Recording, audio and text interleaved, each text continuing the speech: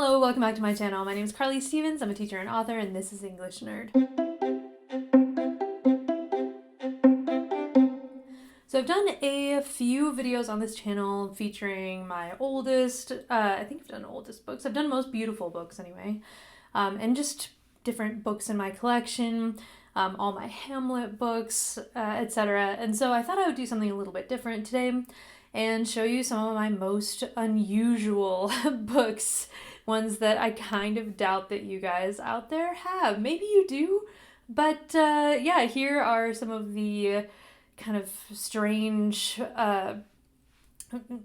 niche books that I have in my collection. So some of these are classics, a lot of them are not.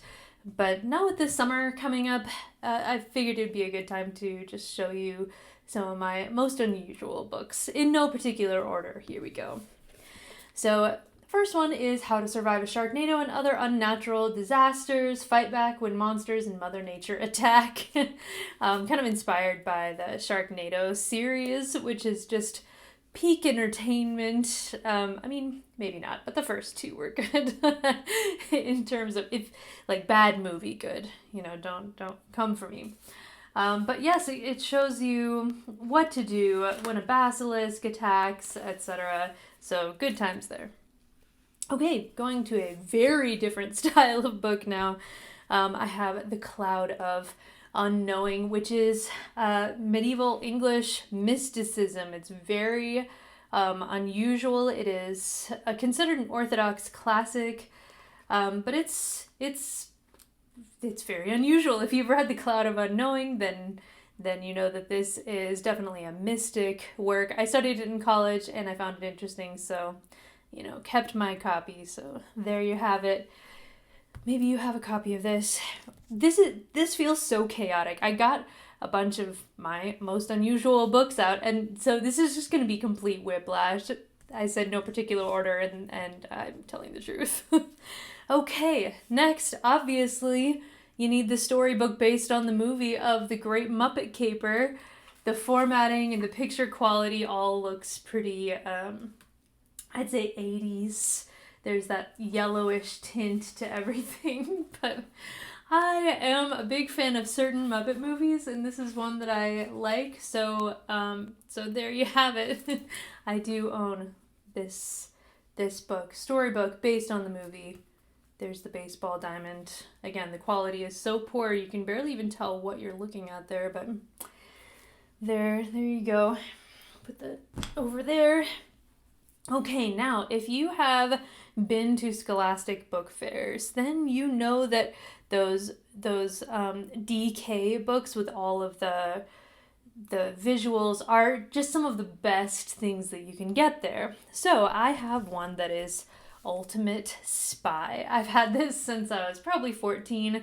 I thought I was going to write a spy thriller. I don't think I'm going to write a spy thriller at this time, but definitely some interesting topics. We have concealed cameras here, just all kinds of different spy related things. So here are different receivers of, like radio waves or whatever, tape recorders, things like that, specialized communications. I find this stuff really fascinating. It's not my genre, but as far as writing or even really reading all that much, but I find it interesting enough that there we have it. We have The Insider's Guide to the Secret World of Espionage with a bunch of photos and stories. So it makes you feel Scholastic Book Fairy. At least it does for me. Again, with the whiplash, these are just really unusual books, so bear with me. This one's a classic, but you'll see why this is an unusual classic. So it's William Shakespeare's Macbeth, but it's the worst cover I've ever seen for any Macbeth ever. I've done videos about the ugliest covers that I own, and there are some doozies, but few of them are as doozy-ish as Macbeth with no pants. So there you have it. Did I get this just for the cover? Yes, I did. have I kept it just for the cover? Yes, I have, because it makes me laugh every time. Every time I get this out. The witches are fine. It's Macbeth. He needs pants. Okay, moving on. I have Niebla by Unamuno, Miguel de Unamuno. He's a modern Spanish language author. I read this in college. It is another very unusual book, not only because it is in Spanish, but because the story is so meta that when things start to go wrong for the protagonist, he decides to seek out the author of the book that he's a character in. And it's very trippy, as the cover would suggest. I got rid of most of the Spanish novels and plays and things like that I read in college, but this one I found so interesting, and the writing style was simpler, so even at this distance of time, I have a better chance of understanding what's going on, even though I'm not as fluent as I would like to be at all.